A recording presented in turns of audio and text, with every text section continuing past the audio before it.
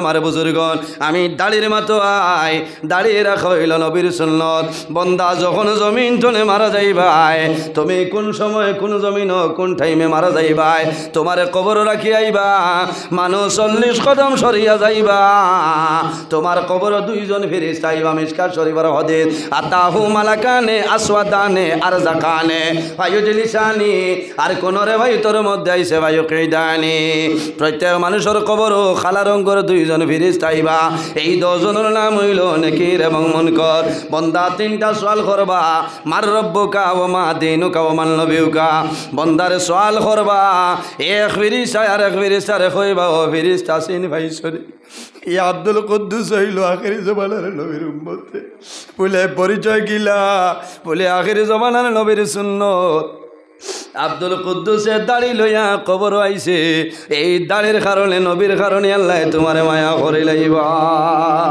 বাইয়ানি রে, জমিন শরম ডরাইয়া দাড়ি রাখা বন্ধ করিও না, তুমি দাড়ি কাটিও না।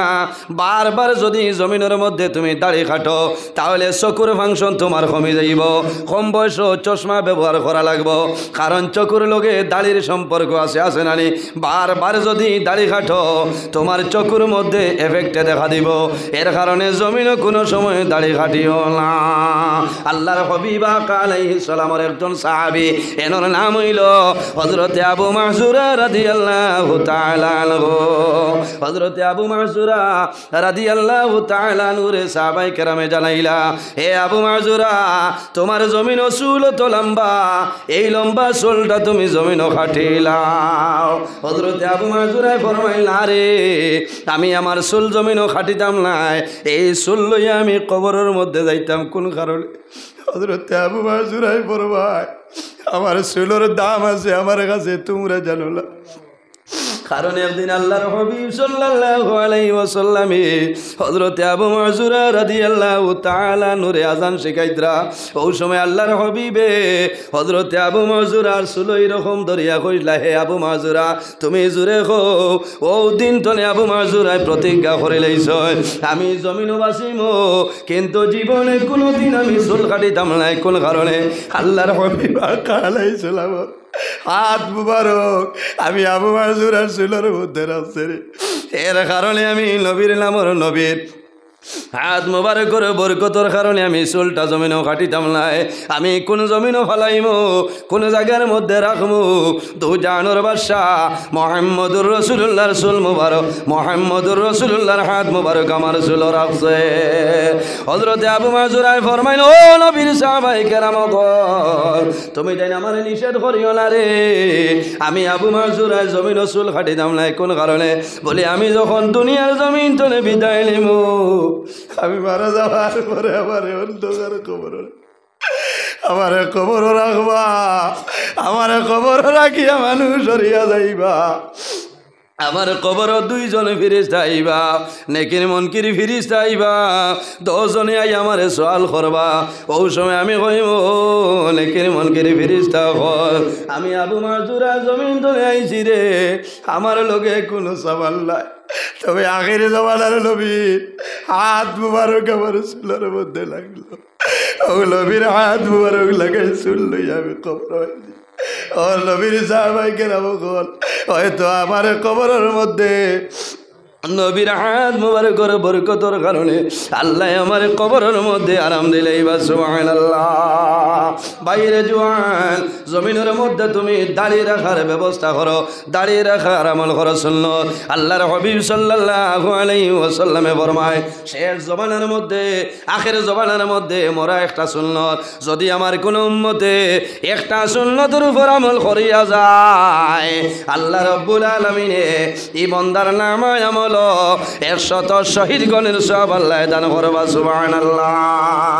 নবীর সুন্নত রাখো আর জমিনের মধ্যে তুমি মুসরে বাট্টি করো।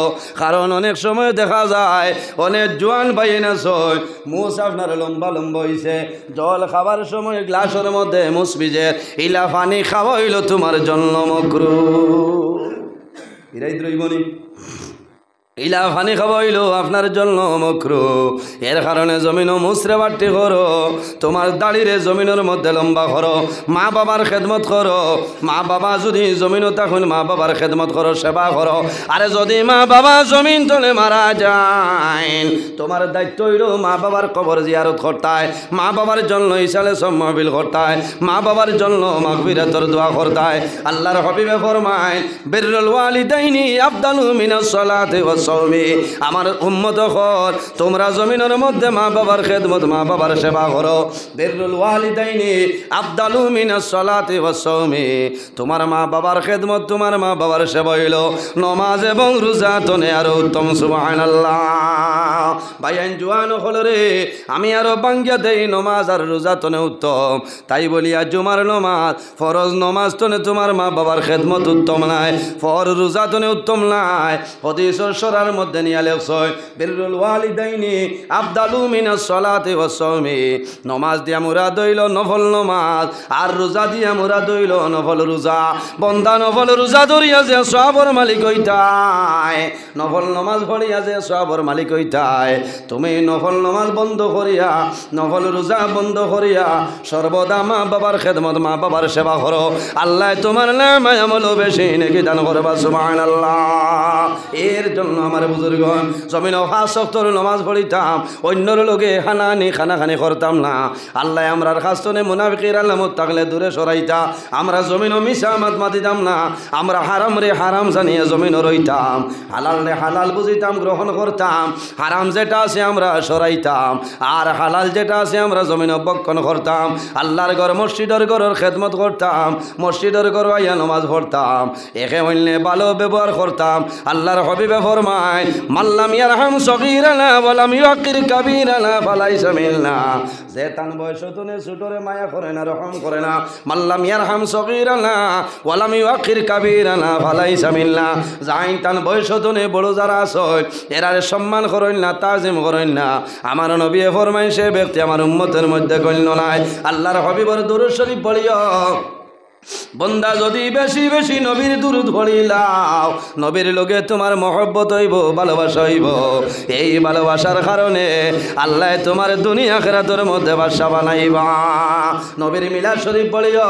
যে জায়গার মধ্যে নবীর মিলাদ শরীফ হয়ে যায় 1 বছর পর্যন্ত আল্লাহর রহমত এবং বরকত নাজিল হয়। না সুবহানাল্লাহ।